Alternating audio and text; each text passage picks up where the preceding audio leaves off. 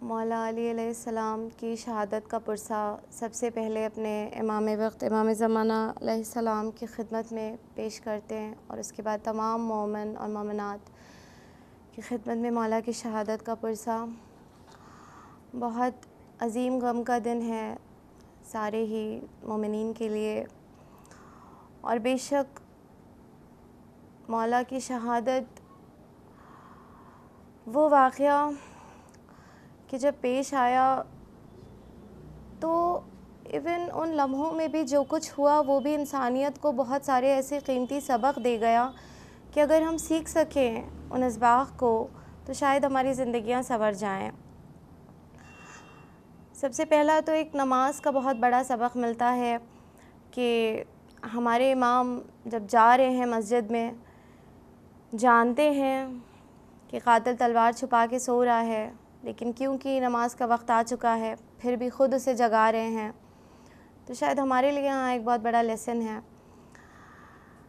जगा रहे हैं और उसके बाद जब सर अक़दस पे तलवार दर आ गई, उसके बाद भी इमाम हसन अलैहिस्सलाम से ये फ़रमाते हुए नज़र आ रहे हैं कि बेटा पहले तुम नमाज मुकम्मल करवाओ, खून जारी है, ज़ख्म इतना कारी है, लेकिन इमाम सबसे ज़्यादा अहमियत नमाज को दे रहे हैं।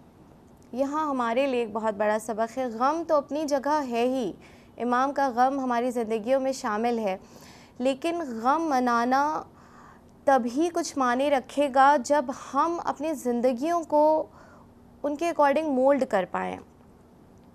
क्या हम अपनी नमाज को इतनी अहमियत देते हैं, या फिर हम नमाज ऐसे पढ़ते हैं कि जब हम कम्प्लीटली कंफर्टेबल हैं, हर तरह से आराम है, हमें सारी फैसिलिटीज़ हैं, कोई परेशानी नहीं है, तब तो हमने नमाज़ पढ़ ली। लेकिन अगर हमें नींद आ रही है और नमाज का वक्त है तो क्या हम ये सोचते हैं कि पहले हम सो लें थोड़ा और फिर जब उठेंगे तो नमाज़ पढ़ लेंगे? या फिर शायद कोई गेस्ट आ गए, कोई मेहमान आ गए तो फिर वो हमारे लिए ज़्यादा अहमियत रखते हैं और फिर ये अब हम इनको अटेंड कर लें, इनके पास बैठ जाएँ, फिर जब रुखसत कर लेंगे तो नमाज़ पढ़ लेंगे। हमें यहाँ पे याद करना चाहिए, अगर हम अली वाले हैं, कि इमाम का अमल हमसे क्या कह रहा है। खून बह रहा है, ज़ख्म है, लेकिन फ़िक्र किस चीज़ की है? नमाज की है। तो हम कैसे अली वाले हुए अगर हमें नमाज की फ़िक्र ना हो। फिर उसके बाद जो एक बहुत प्रोमिनेंट क्वालिटीज़ यहाँ पे नज़र आती हैं वक्त शहादत, कि जब मौला के चाहने वाले इब्न मुल्ज़िम को पकड़ के लाते हैं तो रस्सियों में कसा है, वो प्यासा है बहुत। अब यहाँ थोड़ा सा हम अपनी ज़िंदगियों से रिलेट करें। मैंने कहा ना, गम मनाना तभी कुछ माने रखेगा जब हम उनसे हिदायत लेकर उस रास्ते पे कम से कम चलने की कोशिश तो करें। Effort should be there. अगर हमारा कोई कुछ नुकसान कर दे, कोई लॉस हो जाए हमारा, तो जो शायद पहला जज्बा उभरता है उस इंसान के ऊपर गुस्से का उभरता है, इसने हमारा इतना नुकसान कर दिया। ज़िंदगी से बड़ा नुकसान क्या होगा? कोई जान ले ले। तलवार लगा दी थी उसने, और क्या मौला नहीं जानते थे कि अब ज़िंदगी तमाम है? लेकिन एक बहुत बहुत साफ साफ जो एक चीज़ नज़र आ रही है, एक एविडेंट है क्वालिटी, वो एक शान करीमी, मर्सी और फिर एब्सेंस ऑफ एंगर। गुस्सा कहीं नहीं है। इस कदर सब्र और सुकून के साथ मौला पूछ रहे हैं इब्न मुल्ज़िम से, क्या मैं तेरा अच्छा इमाम ना था? अगर कहीं थोड़ा सा भी गुस्से की शमूलियत होती तो फिर ये सवाल मुमकिन नहीं था, इस अंदाज में मुमकिन नहीं था। तो हमारे लिए ज़रूरी है कि हम यहाँ पर ये एक लेसन लें कि अगर गुस्सा मना किया गया है तो वाकई उसके बहुत सारे नुकसानात हैं, तो हमें उससे बचने की, अपने नफ्स को, अपने रूह को बचाने की कोशिश करनी है अगर हम वाकई इमाम को चाहने वाले हैं। क्योंकि इमाम ने अपनी आखिरी लम्हात में भी गुस्से को करीब नहीं आने दिया, अपने कातिल तक के ऊपर गुस्से को नहीं आने दिया। उसके बाद फिर रहम, करम, मर्सी क्या हमारी ज़िंदगियों में शामिल है? जैसा मैंने कहा, अगर कभी हमारा कोई कुछ नुकसान कर दे तो पहली चीज़ हमें उस पर गुस्सा आता है, उसके ऊपर करम करना तो that is beyond our imagination. हम सोचेंगे भी नहीं, मतलब हमारे जज्बों में शायद शामिल ही ना हो सके ये फैक्टर कि उसने हमारा इतना बड़ा नुकसान किया और हम उसके ऊपर करम करें, हम उसके साथ नेकी करें। लेकिन अगर हम वाकई इमाम के फॉलोअर हैं, अगर हम वाकई इमाम के मानने वाले हैं, तो ये सबक तो हमें सीखना ही होगा। ये फैक्टर, ये क्वालिटी, ये खूबी हमें अपनी ज़िंदगी में शामिल करनी ही होगी, क्योंकि ये हर मकाम पे नज़र आई है। किसी भी इमाम की आप ज़िंदगी देखें, किसी भी शहज़ादी की ज़िंदगी और अमल आप देखें, प्यासा है वो, कातिल है, लेकिन मौला शरबत का जाम पेश कर रहे हैं और शरबत पिला रहे हैं। उस वक्त खौफज़दा है तो फिर उसकी रस्सियाँ उसको ढीली करने का हुक्म दे रहे हैं ताकि उसकी तकलीफ़ कम हो जाए, जिसने इतना बड़ा दर्द दे दिया। क्या हमारी ज़िंदगियों में ये चीज़ शामिल है? क्या हम अपने दुश्मन के साथ, या फिर दुश्मन तो जाने दें, हमारे अंदर क्या वाकई सब्र की इतनी कमी नहीं है कि अगर कोई हमसे दो सख्त अल्फाज बोल दे तो फिर हम भी पलट के उसी अंदाज़ में जवाब देने की कोशिश करते हैं? या अगर खुदा न खास्ता हमें कोई कुछ तकलीफ़ पहुंचा दे तो क्या हम सोचते हैं कि हम अली वाले हैं और हमारे इमाम ने क्या किया था, अपने कातिल को भी शरबत पिलाया था, तो जिसने हमें दर्द दिया, क्या हमें पलट के उसके साथ नेकी इसलिए नहीं करनी चाहिए? उस इंसान के लिए ना करें, मौला अली अलैहिस्सलाम के लिए करें, क्योंकि हम उनसे मोहब्बत करते हैं। बहुत ज़्यादा लेसन्स हैं, सबक हैं सीखने के लिए। इस्लाम फ़िक्र की दावत देता है। शायद हमारी एक छोटी सी प्रॉब्लम ये है कि चीज़ों को बड़ा फॉर्मल कर दिया है। इमाम अलैहिस्सलाम की शहादत आई, मना ली, मजलिसें कर ली, लेकिन अगर हमने कुछ सीखा नहीं, अगर ज़िंदगी में, शख्सियत में, नफ्स में, रूह में बेहतरी के लिए तब्दीली नहीं आई, तो पता नहीं, कह नहीं सकते कि हम कितने कामयाब हुए। मौला अली अलैहिस्सलाम की बेशक वो शख्सियत है, अपने आप में एक मुकम्मल मोजज़ा है। किसी इंसान के बस की बात नहीं है कि एक्चुअली मौला पे कोई गुफ्तगू कर सके, किसी ने नहीं मौला को समझा। लेकिन फिर भी हमारी नाक़िस अक़लों के बतौर जितना कुछ भी हम अपनी हिदायत के लिए समझते हैं, उतना कम से कम हमको सोचना चाहिए। अगर हम वाकई सिर्फ़ अपने मज़हब को समझ लें तो हमारी ज़िंदगी की सारी प्रॉब्लम सॉल्व हो जाएंगी। हम इतनी जल्दी मायूस हो जाते हैं, थोड़ी सी दुनियावी परेशानियां आ जाती हैं तो हार जाते हैं, कहते हैं सब दरवाज़े हमारे लिए बंद हैं। तो हम अपने इमाम की ज़िंदगी को देखें। जब हमारे इमाम की विलादत का मौका आया था तो हम सभी जानते हैं कि शहज़ादी के लिए, बीबी के लिए दीवार में दर बना था। तो हमने क्यों नहीं कभी इस चीज़ को इस तरह सोचने की कोशिश की कि हम जो इतनी जल्दी से मायूस हो जाते हैं, डिप्रेशन में आ जाते हैं, हार जाते हैं, कि हमारे लिए तो सारे दरवाज़े बंद हैं, कहीं कोई अपॉर्चुनिटी नहीं नज़र आती, कहीं से कुछ रोशनी की किरण नहीं नज़र आती, सारे दरवाज़े बंद हैं। आप देखिए इमाम की विलादत के वक्त क्या हुआ। वो दरवाज़े से तो नहीं गई, वो पहले से एक दरवाज़ा तो नहीं था, ऐसा भी नहीं था कि वो बंद दरवाज़ा रहा हो और वो खुल गया हो उस वक्त, वो दीवार थी। दीवार क्या होती है? मतलब जहाँ आप पहुँचना चाहते हैं उस मंजिल, उस मकाम और आपके दरमियान ऑब्स्टिकल, रुकावट जो आपको वहाँ जाने से रोक रही है। लेकिन उस वक्त पे क्या हुआ? जब बीबी आई, क्या हुआ? उसी दीवार में अल्लाह ने दर बना दिया। बेशक इसके फ़ज़ाइल के बहुत अजीम पहलू हैं और माशाल्लाह हम सब मजलिसों में सुनते भी हैं, और अगर हम अपनी ज़िंदगियों से रिलेट करके देखें तो क्या यहाँ पर एक ये चीज़ भी नहीं नज़र आती कि अगर अल्लाह पर बंदा मुकम्मल यकीन करे तो अल्लाह बंदे के लिए ना ही सिर्फ बंद दरवाज़े खोलने की कुदरत रखता है, बल्कि जो हमारी नज़र में रुकावट है, ऑब्स्टिकल है, मुश्किल है, परेशानी है, उसी को अल्लाह हमारे लिए सॉल्यूशन बना सकता है। अल्लाह वो दरवाज़े भी बना भी सकता है, खोल भी सकता है जो दरवाज़े एक्चुअली एग्जिस्ट ही नहीं करते, है ही नहीं वो दरवाज़े। अल्लाह उन डोर्स को, उन दरवाज़ों को क्रिएट भी कर सकता है और खोल भी सकता है। लेकिन हम उतना यकीन तो करें अल्लाह पे। हम क्या करते हैं अपनी ज़िंदगियों में? जैसे कोई प्रॉब्लम आई, हम सबसे पहले ये सोचना शुरू करते हैं हम किस इंसान के पास जाएं जो हमारी मदद कर दे, हमारी परेशानी सॉल्व कर दे। लेकिन अल्लाह ने तो मना किया है। और क्या ये मुमकिन है कि एक फ़कीर दूसरे फ़कीर को कुछ दे सके? चाहते इमाम ने अपनी दुआ में फ़रमाया है कि ये लग़्ज़िश है कि बंदा दूसरे बंदे से कुछ मांगे, क्योंकि एक मोहताज दूसरे मोहताज को कुछ नहीं दे सकता। और अल्लाह की रहमत से महरूम हो जाता है इंसान अगर किसी बंदे के सामने अपनी हाजत पेश कर देता है। और कितनी भी परेशानी आ जाए, कैसी भी सिचुएशन आ जाए, अगर इंसान को अल्लाह पर कामिल यकीन हो तो फिर दीवारों में दर बनते हैं। बंद दरवाज़ों की तो हकीकत ही क्या है। और आप देखिए कितना कामिल यकीन था। दीवार को पकड़ के बीबी ने इकरार किया था अपने यकीन का। अच्छा, बीबी का तो कामिल यकीन था ही, लेकिन आप जनाब अबू तालिब के यकीन को सोचें कभी। A man whose wife is just about to give birth, जो इस सिचुएशन में हो, जिसकी ज़ौजा इतनी रात का वक्त घर से चली जाए, और फिर हम सब जानते हैं कि बीबी 3 दिन काबे में रहीं। तो मुझे हिस्ट्री की या इस्लाम की किसी किताब, किसी बुक में कोई दिखाए कि जनाब अबू तालिब ने ढूंढने की कोशिश की हो। क्या उनको फ़िक्र नहीं हुई थी मेरी ज़ौजा कहाँ है, मेरा बच्चा कहाँ है, क्या हुआ? फ़िक्र होती है ना, उन्हें क्यों नहीं फ़िक्र हुई? और अगर उन्हें फ़िक्र नहीं हुई तो जो यकीन उनके अंदर था वो हमारे अंदर कहाँ है? और अगर नहीं है तो क्यों नहीं है? और अगर है तो फिर हमें इतनी फ़िक्र क्यों होती है? आज हर दूसरा इंसान कहता है भाई बहुत टेंशन है, बहुत टेंशन है, बहुत टेंशन है। अगर अल्लाह है और अगर दिल में यकीन है कि अल्लाह है और मेरा अल्लाह है, मेरा रब है, वो मेरा पालने वाला है और तमाम आलमीन का पालने वाला है, तो फिर टेंशन क्यों है, फिर फ़िक्र क्यों है?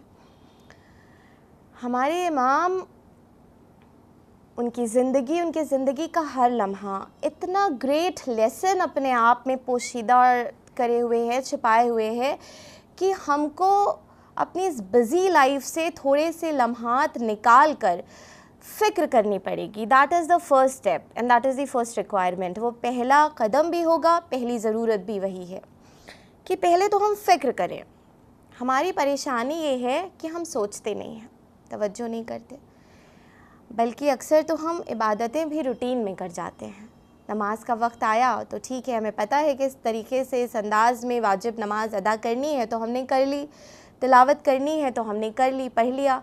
लेकिन कितनी बार हम तदब्बुर करते हैं, कितनी बार हम फ़िक्र करते हैं, कितनी बार हम अपने 24 आवर्स में, 24 घंटे में बैठकर सोचते हैं कि मेरा इमाम क्या है, और कितनी बार हम वक्त के हैदर का इंतज़ार करते हैं, कितनी बार वक्त के अली को याद करते हैं। अगर वाकई मौला अली अलैहिस्सलाम की शहादत मनानी है और उनको पुरसा देना है तो एक बार ये भी सोचना पड़ेगा कि पहले इमाम से रिश्ता तभी वाकई मज़बूत हो सकेगा जब हमारे वक्त के इमाम से कोई रिश्ता हो। मज़बूत तो बात की मंजिल है, पहले कोई कनेक्शन तो हो, पहले कोई रिश्ता तो हो। तो हम ज़रा अपने घरों की तन्हाई में बैठकर अपने आप से सवाल करें कि हम अपने इमाम को कितनी बार याद करते हैं। अल-अजल पढ़ते हैं हम, ऑलमोस्ट हर मजलिस के बाद पढ़ते हैं, हर महफ़िल के बाद पढ़ते हैं, घरों में भी पढ़ते हैं, बाद नमाज भी पढ़ते हैं, दुआए नुतबा भी पढ़ते हैं, दुआए अहद भी पढ़ते हैं। लेकिन आप मुझे एक बात बताएं, अगर कोई ज़ुबान से सिर्फ हमसे मोहब्बत करे और हमें पता हो कि दिल के जज्बात की शमूलियत नहीं है, ऐसे इंसान को और उसकी ज़बानी ज़िक्र को, अल्फाज को हम एक खाकी हक़ीर इंसान होने के बावजूद हम एक्सेप्ट नहीं करते। हम कहते हैं ना कि दिल का खुलूस शामिल नहीं है, जो कुछ भी है सिर्फ ज़ुबान पर है। हमारा इमाम कैसे कबूल करेगा अगर सारा ज़िक्र, अगर तमाम बातें सिर्फ ज़ुबान तक महदूद रह गई? तो इंतज़ार जो है, आप सोचें, इस लफ्ज़ को सोचें प्लीज़, ये एक इल्तिजा है मेरी आपसे, रिक्वेस्ट है, इस लफ्ज़ को सोचें, इंतज़ार। इंतज़ार अपने आप में बड़ा वसी जज्बा है, बड़ा वसी जज्बा है। ये दिल को छूता है, ये पूरी ज़िंदगी पे असरअंदाज हो जाता है। इंतज़ार ज़ुबान तक महदूद हो ही नहीं सकता अगर इंतज़ार हो। अगर किसी माँ का बच्चा 1 बजे स्कूल से लौटता है, एक दिन 2 बज जाए और ना लौटे, तो क्या होगा? उस माँ का हाल क्या होगा? दिल बेकरार होगा, आंसू निकलेंगे, बेकरारी होगी दिल में। इंतज़ार की ये सिफ़त होती है, ये क्वालिटी होती है इंतज़ार की, that when you are waiting for somebody और ताख़ीर हो जाए, देर हो जाए, देन यू गेट रेस्टलेस, इंसान परेशान हो जाता है। हमारी आँखों में एक मर्तबा भी आंसू आए कभी, इसलिए कि अब तक ज़हूर नहीं हुआ, अब तक हमारा इमाम नहीं आया। अगर हम मौला अली अलैहिस्सलाम की शहादत मना रहे हैं तो अपने आप से एक बार ये सवाल करना ही पड़ेगा कि हमें हमारे वक्त के इमाम का कितना इंतज़ार है, जो वक्त का अली है, जो ज़माने का हैदर है। हमारा उससे रिश्ता है भी कि नहीं है, कोई कनेक्शन है भी कि नहीं है। हम 24 घंटे में अपने सारे फ़राइज़ अंजाम देते हैं, सारे रिश्तों की पासदारी करते हैं, लेकिन जिस शख्सियत से, जिस इमाम से हमारा सबसे सच्चा, बड़ा, गहरा, मजबूत और अजीम रिश्ता है, उसके साथ कितना रिश्ता निभा रहे हैं। और अगर नहीं निभाया तो ये 3 दिन की शबें जो हम मना रहे हैं, क्या मौला अली कबूल कर लेंगे अगर अपने इमाम की तरफ कोई ज़िम्मेदारी नहीं निभा रहे? और ज़रूरी नहीं है कि हम में से हर एक कोई बहुत बड़ा काम करे तभी दीन की तरफ या इमाम की तरफ कोई ज़िम्मेदारी हमारी कंप्लीट हो सकती है। बात सिर्फ फ़िक्र की है। बेसिक प्रॉब्लम तो ये है कि हमारे अंदर अभी फ़िक्र की कमी है, हम सोचते ही नहीं हैं, थॉट प्रोसेस ही उधर नहीं है। फ़र्स्ट ऑफ़ ऑल हम सोचें तो कि इमाम हैं और हमारा उनसे कोई रिश्ता है। अगर इमाम राज़ी ना हुए तो क्या मौला अली अलैहिस्सलाम राज़ी हो जाएंगे? हम रोते हैं, हम मुहर्रम में मजलिसों में रोते हैं, हम शबों में रोते हैं, ताबूत में जाते हैं मौला अली अलैहिस्सलाम के, रोते हैं। हम रोते हैं इसलिए क्योंकि हमें इमाम से मोहब्बत है और वो आंसू हमारी बख्शिश का ज़रिया है। मगर एक बात अर्ज़ कर रही हूँ आपकी खिदमत में, इसे सोचें प्लीज़, क्या इमाम ने शहादत हमारे आंसुओं के लिए दी थी? क्या हमारे जो आंसू हैं वो उनका मकसद थे? हमें रुलाने के लिए मौला अली अलैहिस्सलाम ने ज़रबत खाई, या करबला जो हुई वो हमारे आंसुओं के लिए हुई? कैसा है? इस बात को हम सोचें, इसका जवाब इम्पॉर्टेंट है। अगर हमारे जहनों में नमाज की फ़िक्र नहीं है और हम इन 19, 20, 21 रमज़ान में जाकर ताबूत उठा रहे हैं, तो फिर हमें सोचना चाहिए कि मौला को तलवार किस हालत में लगी थी? सजदे में लगी थी। हम सजदे के कितने करीब हैं और हमारा सजदा किस अंदाज़ का होता है? वो हमारे इमाम हैं, वो नूरी हैं, वो अल्लाह के इस कदर करीब हैं, इतने करीब हैं कि रसूल अल्लाह भी मेराज पे जा रहे हैं तो लहजा अली में खुदा गुफ्तगू कर रहा है। लेकिन फिर भी आप देखें, तारीख़ में मिलता है कि जब इमाम अली अलैहिस्सलाम नमाज़ पढ़ रहे होते थे तो ऐसी उनकी हालत हो जाती थी कि लोगों को ये डाउट होता था कि खुदा न करे दम निकलने की कैफियत है।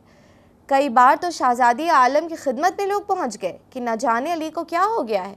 तो बीबी ने सवाल किया था कि इमाम किस हालत में है? कहा था नमाज़ पढ़ रहे हैं। कहा था नमाज में अली की ऐसी कैफियत होती है। हमारी नमाज में क्या कैफियत होती है? किस कंडीशन और किस सिचुएशन में हम होते हैं? क्या हमारी नमाज में ऐसा नहीं होता कि जब हम नमाज़ पढ़ रहे होते हैं हमारी तवज्जो भी हमारे माबूद की तरफ मुकम्मल तौर पर मुश्किल से ही हो पाती है? क्या ये सच नहीं है? तमाम तर ख़यालात उस वक्त आते हैं जब हम नमाज़ पढ़ रहे होते हैं, दुनियावी ख़यालात आते हैं। तो क्या हम अली वाले हुए? We'll have to test ourselves and we'll have to question ourselves. हमें खुद से सवाल पूछना पड़ेगा कि हम एक्चुअली अली वाले हैं कि नहीं। 19, 20, 21 रमज़ान में फ़कत रोकर अली वाला होना क्या मुकम्मल तौर पर ऐसा पॉसिबल है? हम ऐसा बिल्कुल नहीं कह रहे हैं कि रोने की अहमियत नहीं है, जन्नत में ले जाते हैं आंसू, बेशक बड़ी अजीम अहमियत है। शहज़ादी अपने रुमाल में जिसको रख ले उससे अजीम नेमत क्या होगी। लेकिन हिदायत के लिए, इस्लाम को बचाने के लिए, गाइडेंस के लिए वो इतने मसाइब सह गए। तो अगर हमने उस हिदायत को नहीं अपनाया तो फिर कल क्या जवाब देंगे? बादे ज़हूर इमाम को क्या जवाब देंगे? हमसे तो ज़रूर पूछेंगे। हम आप भी तो अपनों से ही पहले पूछते हैं ना, गैरों से तो नहीं पूछते, अपनों से पूछते हैं, है ना, कि हमें वो तो चलो गैर थे पर तुम तो हमारे अपने थे, तुमने ऐसा कैसे किया? हम कहते हैं अपनी रूटीन लाइफ में। तो हमें तो दावा है, रोज़ व शब दावा है अपने इमाम से मोहब्बत का। नारे हैदरी का नारा हमारी पहचान है, अली की मोहब्बत हमारी जान है। तो फिर कैसे मुमकिन है कि हमारे इमाम तशरीफ़ लाएँ और हमसे सवाल ना करें? कहेंगे ना वो भी कि चलो उन्होंने जो किया वो किया, तुम तो हमारे अपने थे, तुमने ऐसा कैसे किया? तो क्या हमारे चेहरे पे कभी जर्दी आई, कभी रंग बदला अल्लाह के खौफ से नमाज की हालत में? अल्लाह कहता है नमाज में मुझे खुशू दो, खुशू दो, आंसू दो। हम कितनी बार रोए हैं अपनी नमाज में? कितनी बार रोते हैं? मैंने कहा ना, अगर बच्चा लेट हो जाए तो माँ रोएगी, लेकिन नमाज में कितनी बार रोते हैं? ये सवाल हमें खुद से पूछने होंगे। अगर वाकई इमाम अली अलैहिस्सलाम की इमामत का इकरार किया है तो ये इकरार मजाक नहीं है, ये इकरार एक अजीम वादा है। अगर हम अपने को गदीरी कहते हैं, अगर इमाम का मानने वाला कहते हैं, उनका फॉलोअर कहते हैं, तो खाली किसी और को गलत कहने से काम नहीं बनेगा। ठीक है, गलत को गलत हम कहें, लेकिन पहले अपने को तो सही कर लें। दैट इज़ ऑल्सो इम्पॉर्टेंट है ना। अगर खुद ही सही नहीं हुए, कहीं खुदा ना करे ऐसा ना हो कि महशर के दिन हमारा ही हाल अबतर हो जाए। तो कल रोज़े हिसाब आए और हमारा हिसाब किताब शुरू हो, इससे पहले ज़रूरी है कि हम इस दुनिया, इस जहान में जब तक कि ज़िंदगी की नेमत मैसर है, पहले हम अपना हिसाब खुद ले लें। और बड़ा अजीम तोहफ़ा है ये अल्लाह का कि उसने 24-24 घंटे करके ज़िंदगी दी है। तो पूरी ज़िंदगी के लिए ना सोचें कि अब मुझे पूरी ज़िंदगी झूठ नहीं बोलना, नमाज क़ज़ा नहीं करनी, एट्सेट्रा एट्सेट्रा। पहले 24 घंटे का गोल बनाएं। सुबह उठें, डिसाइड करें, तहैया करें, अपने आप से वादा करें, अपने इमाम से मदद मांगें, आज मुझे कोई गुनाह नहीं करना। For the next 24 hours I try my very best to follow my imam. कोशिश पूरा करूँगा या करूँगी कि जो भी मेरे इमाम ने मुझे वाकई रास्ता दिखाया है उस पर कम से कम अपनी कोशिश करके चलने की कोशिश करूँ। फिर मददगार अल्लाह है, अल्लाह दुनिया के कामों में मदद करता है, तो जब उसके रास्ते पर चलने की कोशिश करेंगे, कैसे मदद नहीं करेगा। तो एक एफ़र्ट तो करें, एक छोटी कोशिश तो करें कम से कम। इंशाअल्लाह जब कल ज़हूर हो तो अगर हमारी बहुत मुकम्मल इबादतें ना भी हों, कम से कम अपने इमाम अलैहिस्सलाम से ये तो कह सकें, मौला कोशिश की, I tried my level best, जितना कर सकते थे कोशिश की अपनी तरफ से। हम तो कोशिश ही नहीं कर रहे। अमल की बारी बाद में आती है। पहली चीज़ है ख्याल, थॉट, सोच, फ़िक्र, पहले हम वो करें। That is the first step. अभी और कुछ ना करें, सबसे पहले सोचना शुरू करें। कुरान भी अगर हम पढ़ रहे हैं तो उसको समझने की भी कोशिश करें। मौला अली अलैहिस्सलाम की हम शहादत अगर मना रहे हैं 19, 20, 21 रमज़ान में, तो वाकई हम तब कामयाब हैं मौला का ये गम मनाने में, अगर इन 3 दिनों के अंदर, इन 3 रातों के अंदर हमारी शख्सियत में कोई ऐसी तब्दीली आए जो हमें अल्लाह के कुछ करीब ले जाए, जो मौला अली अलैहिस्सलाम को हमसे राज़ी करने में हमारी मददगार हो, जो हमें हमारे वक्त के इमाम के कुछ करीब, at least just a single step, एक कदम करीब ले जाए। अगर कोई ऐसी तब्दीली आई हमारी ज़िंदगी में, हमारी रूह, हमारी नफ्स में, तो हमने वाकई गम मनाया है मौलाए कायनात का। वरना देखिए, रूटीन में चीज़ें करना एक चीज़ होती है। ऐसा तशबीह अज़ादारों से नहीं दे रही हूँ, लेकिन बस एक हिस्टोरिकल फैक्ट है कि नमाज़ें शैतान भी बहुत पढ़ता था। आसमान के चप्पे चप्पे पे सजदों के निशान थे, मार्फत नहीं थी। तो ऐसा नहीं होना चाहिए कि हम सजदे करें, मजलिसों में जाएं, ताबूत उठाएं, गम मनाएं, खुशियाँ मनाएं, लेकिन हमें मार्फत ना हो। अगर हम अपने घर के कमरे में बैठे हैं, हुजरे में बैठे हैं और मार्फत के साथ नमाज पढ़ रहे हैं, दुआ मांग रहे हैं, तो शायद मुश्किल कुशा तक पहुँचेगी। लेकिन अगर नजफ़ में खड़े हैं, ज़री को पकड़े हैं, लेकिन मार्फत अगर नहीं है, तो कुछ नहीं कह सकते कि हमारी दुआ किस लेवल तक जाकर लौट कर आएगी और या कहाँ तक कबूल होने के चांस हैं। यही हाल हमारी इबादत का है। इबादत कर लेना काफ़ी नहीं है, मजलिस कर लेना काफ़ी नहीं है, रूटीन में 3 दिन की शबे मना लेना काफ़ी नहीं। कि ठीक है, हमें पता है कि मौला की शहादत हुई है, 19, 20, 21 रमज़ान डेट्स हैं, तो हमें ये करना है। इस डेट में यहाँ ताबूत उठता है, इस वक्त पे यहाँ मजलिस होती है, हमें जाना है, अटेंड करना है और आ जाना है। Are we feeling that? हम महसूस कर रहे हैं, हमारे जज्बों में कुछ तलातुम है? अगर सिर्फ गम की भी बात करें तो हम गमगीन हैं, इतना ही हम डिस्कस कर लें सच्चाई के साथ। Are we feeling the pain? दर्द महसूस कर रहे हैं दिल के अंदर?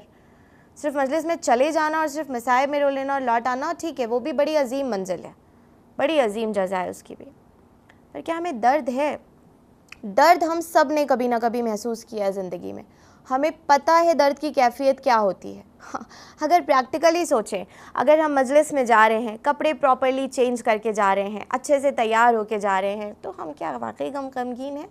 जब दर्द से बेहाल होते हैं, जब ज़िंदगी में कोई दर्द होता है, तो ध्यान आता है कि हमारा लिबास कैसा है, या मैं अच्छे से आयरन करके अपने कपड़े चेंज कर लूँ, संवार लूँ बालों को, मैं खूबसूरत और बहुत प्रेजेंटेबल नज़र आऊँ और तब मैं कहीं पे स्टेप आउट करूँ, मैं जाऊँ कहीं।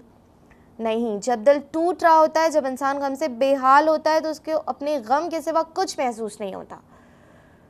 तो कम से कम हम इन दिनों में भी जो मजलिसों में जाएं या गम मनाएं, वे अपने घर में भी रहें तो इस अंदाज में रहें कि कोई देखे तो कहे ये पुरसादार हैं किसी के, ये किसी के गम में है, इस वक्त इनको किसी बात का गम है। हमारा चेहरा, हमारा पूरी पर्सनालिटी, हमारी शख्सियत, हमारा लिबास, सब कुछ ऐसा होना चाहिए। और कोशिश करें अपने आइमा की ज़िंदगियों को समझने की, स्टडी करने की और सीखने की, अपनी ज़िंदगी में उन तस्वीर को उतारने की, अपनी प्रैक्टिकल लाइफ को देखें कि क्या हम अली वाले बन के जी रहे हैं या हम एक्चुअली किसी और को फॉलो कर रहे हैं अपने अमल से और ज़ुबान से कह रहे हैं कि हम अली वाले हैं। ऐसे को मौला एक्सेप्ट करेंगे?